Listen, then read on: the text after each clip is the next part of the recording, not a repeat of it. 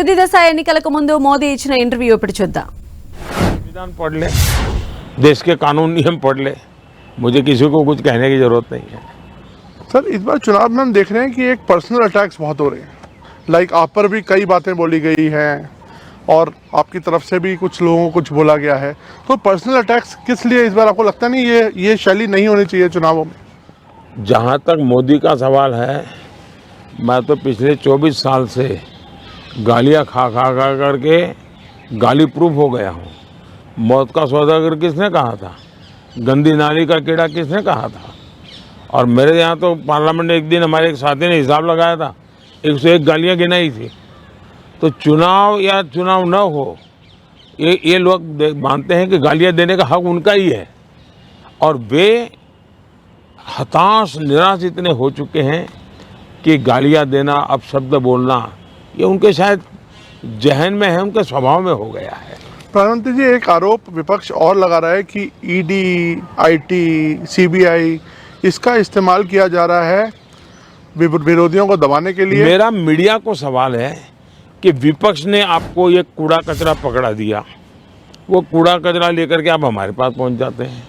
Media वाले research करें कि भाई सरकार के लिए क्या सवाल पूछने चाहिए, प्रधानमंत्री को क्या सवाल पूछना चाहिए.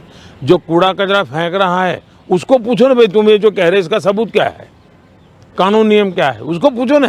उसकी आपकी हिम्मत नहीं है. लेकिन वो जो कूड़ा कचरा फेंकते हैं, वो कूड़ा कचरा लेकर के आप मेरे यहाँ आते हैं.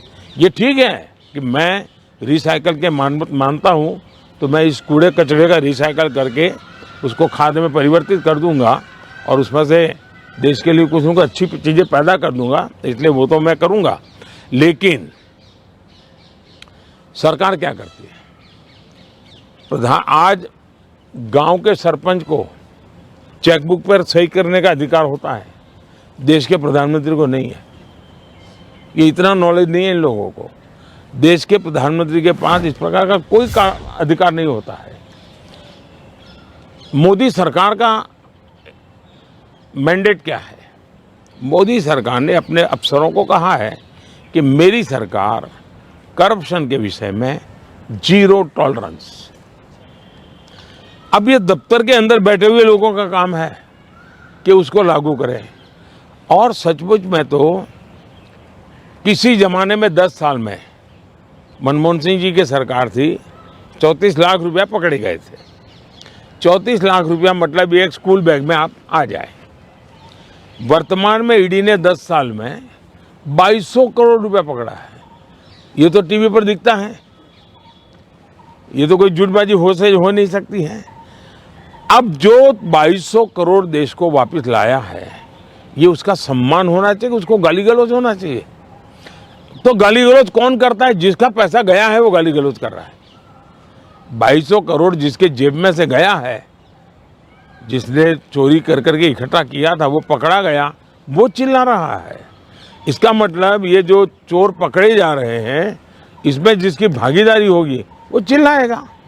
मुझे थोड़े से अलग मुद्दे पर आते हैं. कश्मीर में हम इस बार देख रहे हैं रिकॉर्ड वोटिंग हो रही है. ऐसे ऐसे इलाकों में रिकॉर्ड तोड़ वोटिंग हो रही है जहां पर ऐसा सोचा नहीं जा सकता था.